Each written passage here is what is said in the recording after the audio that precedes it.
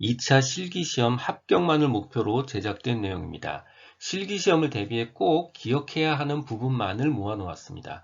직업상담사 2급 초단기 합격 비법 2차 실기 대비 이론과 문제집의 내용을 바탕으로 제작된 강의입니다. 초기 상담에서 상담 구조화와 상담자 유의사항은 같은 문제입니다. 딱 하나 차이는 뭐냐면 상담자 유의사항은 면담 전에 해야 되는 일이 하나 더 있어요. 그러니까 면담 전 사전 자료 검토해야 되는 게 하나가 더 추가될 뿐이고 나머지는 다 동일한 겁니다. 자, 상담의 구조화 내용 혹은 상담 전 유의사항이요. 첫 번째 상담 목표 정해야 되고요. 두 번째 상담의 구조화를 진행해야 됩니다. 구조화라는 게 뭐냐면 상담을 언제 하고 절차, 수단, 시간, 장소, 비용 이런 것들을 정하는 게 구조화예요. 세 번째 역할을 정해야 돼요. 상담자의 역할 정해야 되고 내담자의 역할을 정해야 되고 지켜야 될 규칙을 정해야 되고요. 마지막으로 비밀 보장 및 한계 고지가 더 있습니다. 딱 하나 차이가 뭐라고 그랬죠? 상담자 유의사항은 면담 전에 그 상담자에 대한 자료를 검토해야 되는 것, 면담 전 사례와 자료 검토 요거 하나만 더 추가될 뿐입니다. 통계 단위의 산업을 결정하는 방법 세 가지를 묻고 있습니다. 즉 통계를 낼 때 쓴다는 뜻이에요. 그러니까 거꾸로 뒤집어서 생각하면 아주 작은 업체 같은 거는 카운트 안 할 수도 있다는 그런 의미일 수도 있어요. 자, 당연히 통계 단위니까 기본적으로 사이즈입니다. 산출물의 크기, 두 번째는 종업원수 임금 설비액, 세 번째는 조사 기간 중 산출액. 요 세 가지 기준이에요. 자, 첫 번째 산출물의 크기요.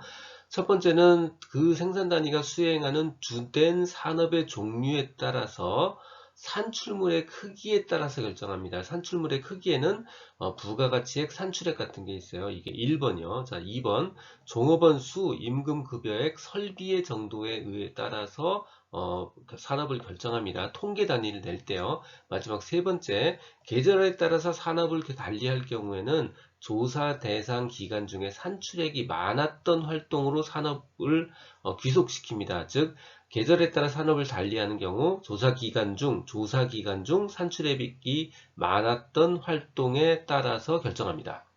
22년 실기 3회차 출제 사례입니다. 통계 단위 산업 결정 방법 3가지 중에 2가지만 물어보고 있습니다. 3가지 중에 2가지만 적으면 되는 문제였습니다. 첫 번째, 산업별 임금 격차입니다. 첫 번째는 산업 간의 노동 생산성의 차이예요. 어떤 산업이 돈을 많이 번다면 그 산업은 임금이 높을 거고요. 어떤 산업이 수익을 적게 번다면 그 산업에서 일하는 사람들의 임금은 작을 겁니다. 그래서 산업별로 노동 생산성 차이 때문에 임금 격차가 발생하고요. 두 번째는 노동조합의 존재 여부에 따라서 노동조합이 강력한 산업은 임금이 상대적으로 높을 겁니다. 세 번째는 산업별로 시장 지배력, 독과점의 차이예요. 어떤 산업이 한 시장을 거의 다 혼자 독점하고 있다면 이 산업은 수익성이 높기 때문에 상대적으로 높은 임금을 제공할 수 있습니다.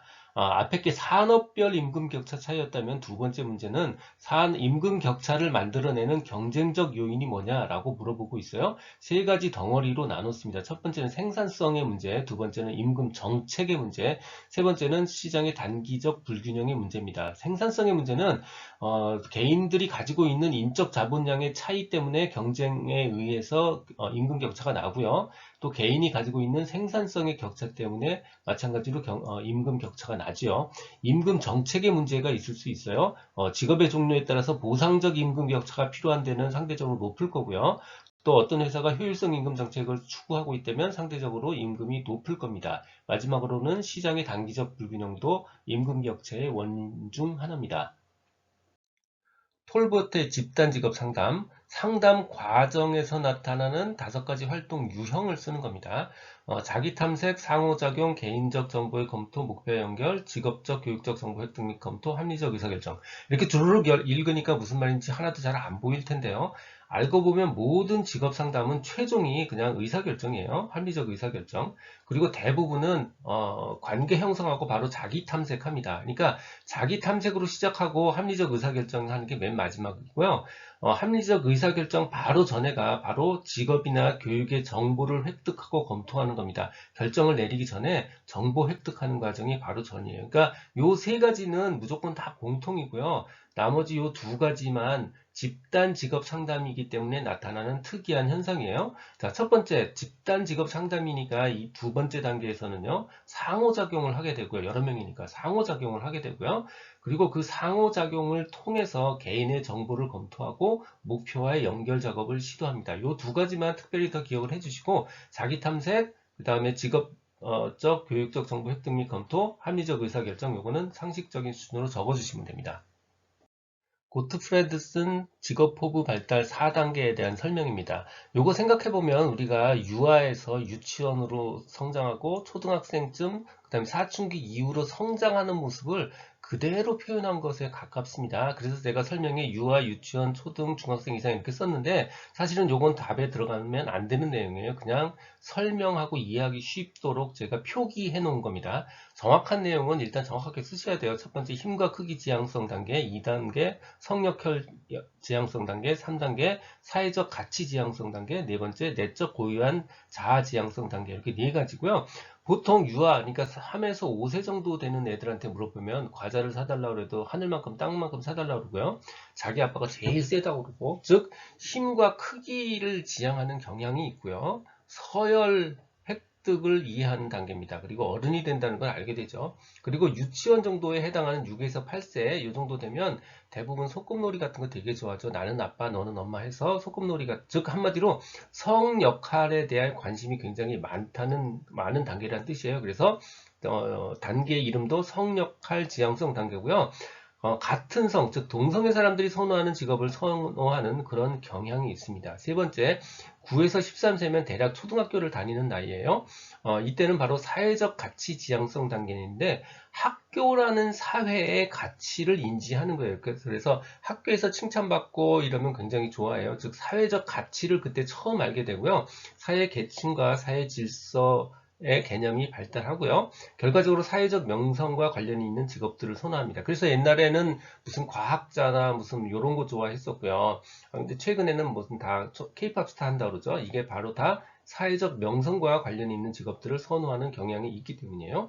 마지막 대략 중학생 이상에 해당되는 14세 이상이요.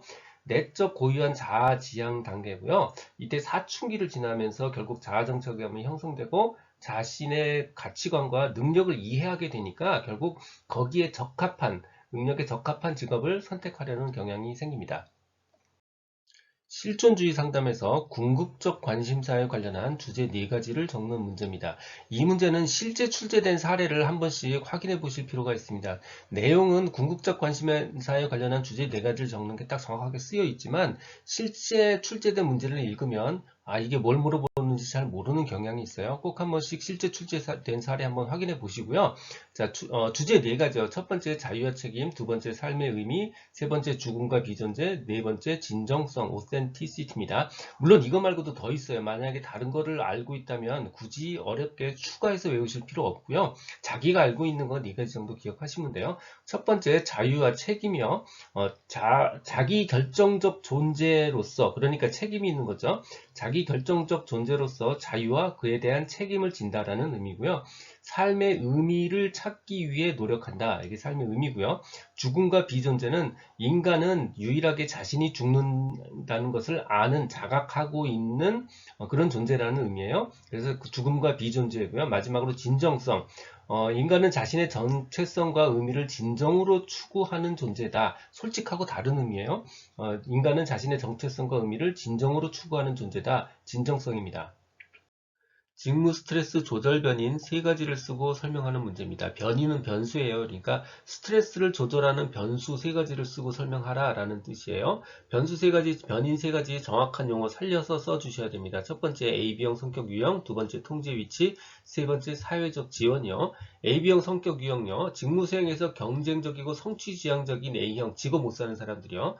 성취지향적인 A형이 스트레스에 취약하고요. 두 번째 통제 위치, 어떤 사건이나 결과를 스스로 통제할 수 있다고 생각하면 스트레스에 훨씬 더 강해집니다. 즉 내가 스스로 하는 행동은 스트레스가 적어요. 근데 억지로서 시켜서 하는 행동은 스트레스가 더 커집니다. 스스로 통제할 수 있다고 생각하면 스트레스가 더 강해집니다. 세 번째 사회적 지원이요. 가족이나 친구들처럼 정서적, 수단적인, 사회적인 지원을 받는, 감정적인 지원을 받는 사람은 스트레스에 훨씬 더 강합니다. 긴즈버그 진로 발달 단계 중 현실기에 세 가지 하위 단계를 쓰고 설명하는 내용입니다. 현실기 하위 단계, 탐색 단계, 구체화 단계, 특수화 단계입니다. 이 단어 살려서 기억해서 써주셔야 돼요. 현실화 단계는 17세부터고요. 결과적으로 현실화니까 현실적인 직업을 선택하는 단계입니다. 즉 능력, 자기가 가지고 있는 능력과 흥미를 통합해서 현실적인 직업을 선택하는 단계고요. 나이도 17세부터잖아요. 그러니까 우리나라로 따지면 어느 대학과 학과를 갈까 혹은 뭐 어디에 어떤 직업을 가질까를 선택하는 나이, 즉 현실적인 직업을 선택하는 나이고, 요 문제가 가끔 나오는 이유는 현실적인 직업 상담이 시작되는 처음 시기이기 때문인 것 같아요. 자, 어찌됐건 탐색 단계, 구체화 단계, 특수화 단계, 요 단어 살려서 기억해서 써주셔야 되고요.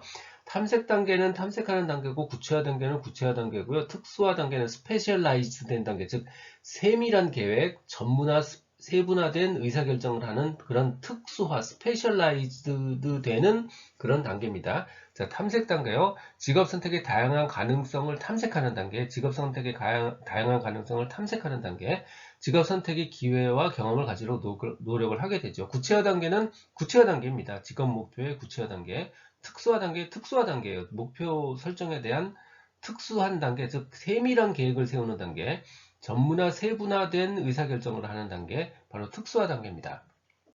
지금 듣고 계신 강의는 직업상담사 2급 초단기 합격 비법의 핵심 내용 파트입니다. 반복 가능한 분량을 만들기 위해 복원된 문제를 모두 동영상에 넣을 수는 없었지만 중복된 개념을 통합해서 핵심 개념을 정리했으니까 이것만으로도 모범 답안을 충분히 쓸 수 있으리라 생각합니다. 하지만 답은 아는데 문제를 이해하지 못해서 틀리지 않도록 출제 이력 부분은 꼭 확인해 보시기 바랍니다. 또한 서술형인 2차 실기시험은 손으로 쓰여진 것만 점수로 연결이 됩니다. 눈으로 머리로만 공부하면 실패할 수 있습니다. 꼭 손으로 키워드를 직접 쓰면서 공부해야 한다는 점도 기억해 주시기 바랍니다. 수집된 자료가 정규 분포에서 벗어나는 것을 해결하는 방법 세 가지입니다. 이렇게 정규 분포가 나와야 되는데 이 정규 분포에서 한쪽이 좀 다르든가 끝이 막 긴데든가 아무튼 이상하게 나온다면 이거를 정규 분포로 다시 변환시키는 방법 세 가지요. 기본적으로 개념으로 이 분포가 맞지 않으면 조금 다듬어 주고요. 끝은 좀 잘 안 맞다 그럼 끝을 좀 잘라주고 그래도 안 되면 다 풀어헤쳐서 이렇게 정규 분포로 강제로 변환시켜주는 방법입니다.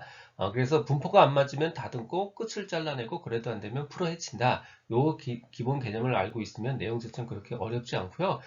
저는 기억은 그냥 인절미와 완탕면 이렇게 기억했어요. 인절미 할 때 절미법이고요. 완탕면 할 때 완곡법, 완탕면 할 때 면적환산법입니다. 이 제목 세 가지 다시 기억해 주셔야 돼요. 완곡법, 절미법, 면적환산법이요. 완곡법은 분포가 있는데 분포는 거의 비슷하게 나오는데 한쪽이 조금 안 맞았어요. 이런 것들 플러스 마이너스 가감해 가지고 전체적으로 이렇게 정규 분포 모양으로 만들어 주는 겁니다. 정상 분포하고 비슷하게 나왔을 때 사용하는 방법, 점수를 좀 가감해서 정규 분포 모양으로 만들어 주는 거예요. 다듬는 거지. 그러니까 두 번째 절미법, 꼬리가 한쪽이 너무 길어요. 그랬을 때 한 꼬리가 작을 때만 쓸 수 있는 방법이고요.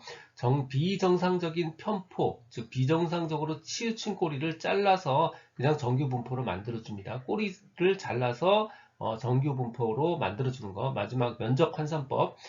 두 가지 방법을 쓰기 어렵고 막 이렇게 이런 식으로 막 좀 어렵게 나왔다 그러면 이거를 그냥 전부 다 지점수로 다 지점수로 다 변환시켜요. 그래서 지점수를 기준으로 이렇게 정규 분포로 강제로 등수 기준으로 만들어 버립니다. 그래서 100분위 점수를 찾아서 해당하는 지점수로 변환해주는 방법, 해당하는 지점수로 트랜스포메이션 하는 방법, 바로 면적 환산법입니다. 코틀의 원형 검사에서 시간 전망 개입의 세 가지 차원, 시간 전망 개입의 세 가지 차원을 쓰고 설명하는 겁니다.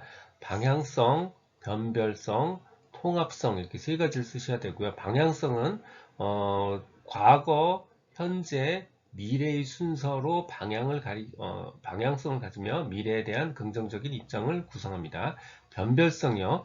미래에 대한 태도를 강화하고요. 목표 설정을 이루도록 하고요. 마지막 통합성이요. 현재 행동과 미래 결과를 연결시키는 작업을 합니다.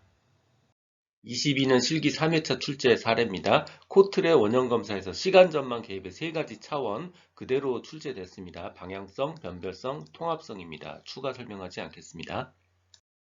윌리엄슨의 특성 요인 이론 중 인간 본성에 대한 5가지 기본 가정이요. 특성 요인 이론에 아주 쉽게 잘 맞는 거 하나밖에 없어요. 독특한 세계관을 가진다. 인간은 각자 자신마다 독특한 세계관을 가지다. 인간은 다 각자 자기만의 특성이 있다. 다르다. 이런 의미에서 잘 맞습니다. 나머지는 모두 다 선함에 관련한 4가지 항목들이 있어요. 그래서 이름을 좀 바꿨습니다. 윌리엄슨이 아니고 윌리엄 선이에요. 윌리엄 선의 특성 요인 관련 인간관. 첫 번째는 특성 관련 한 항목이 있어요. 독특한 세계관 하나 있고요. 나머지는 선에 관련한 4항목입니다. 선의 잠재력, 선한 생활이란, 선의 본질, 선의 실현이요. 자, 첫 번째.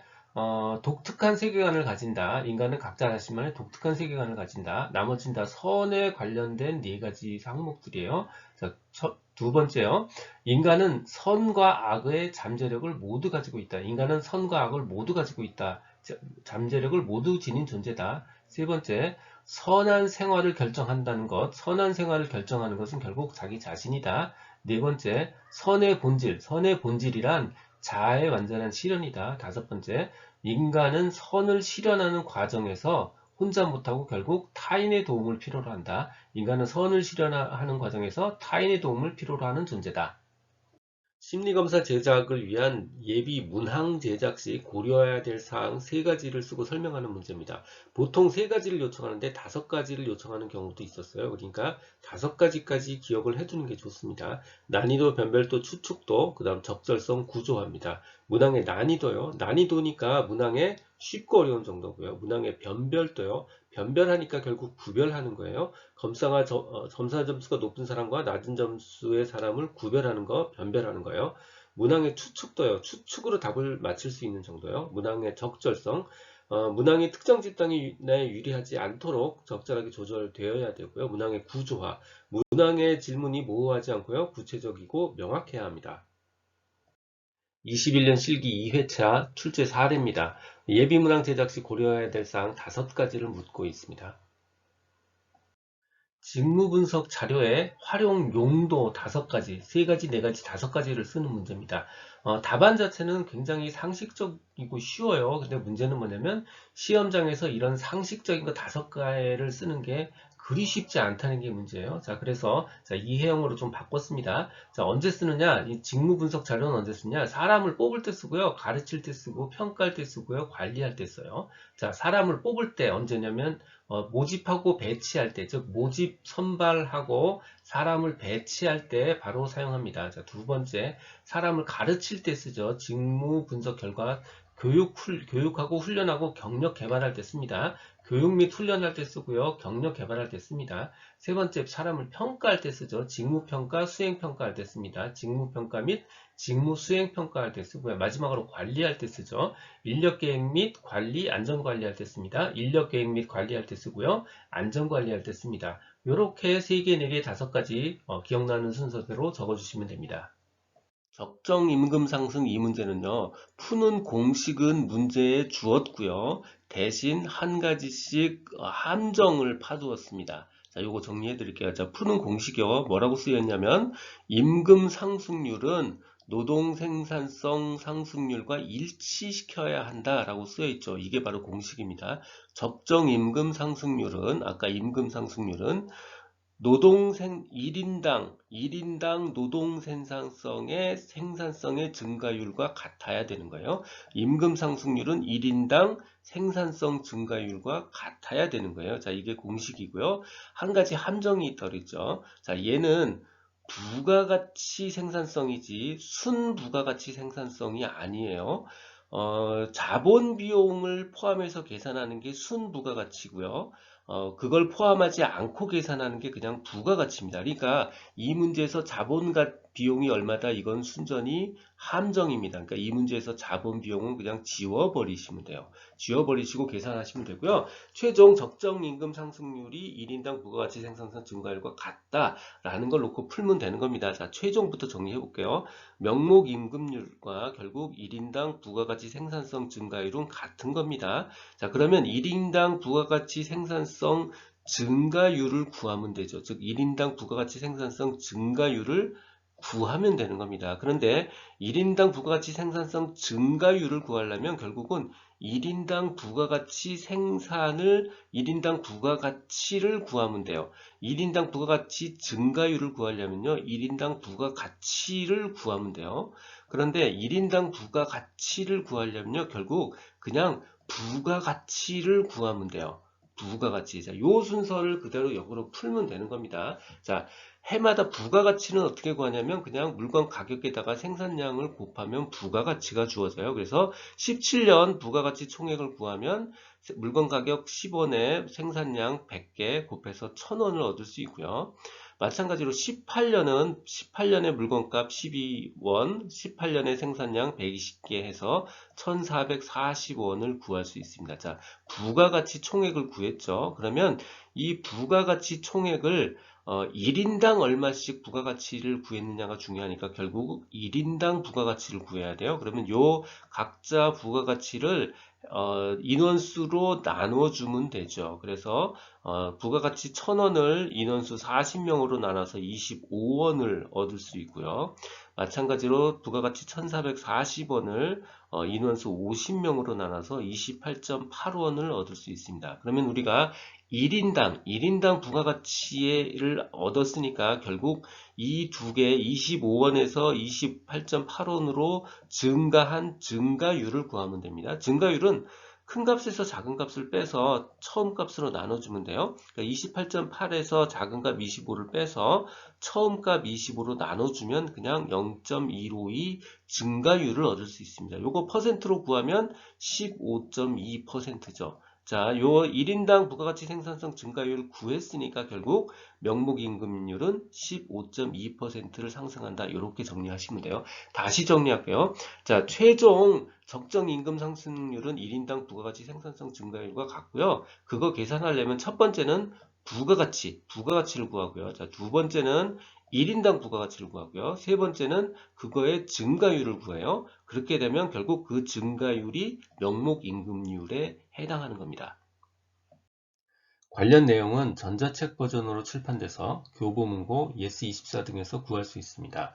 전자책이 불편하신 분들, 인쇄 가능한 버전이나 제약 없는 PDF 버전이 필요하신 분들은 제 블로그 공지글에서 구할 수 있습니다. 동영상 아래에 정보창에 링크를 넣어드렸습니다. 연재되는 나머지 실기 대비 강좌는 지금 화면 오른쪽에 나타난 재생 목록을 누르면 필요한 부분 선택해서 공부하실 수 있습니다. 도움이 되셨다면 구독 부탁드립니다. 지금까지 라디캠지기 꾸벅이 박준규였습니다.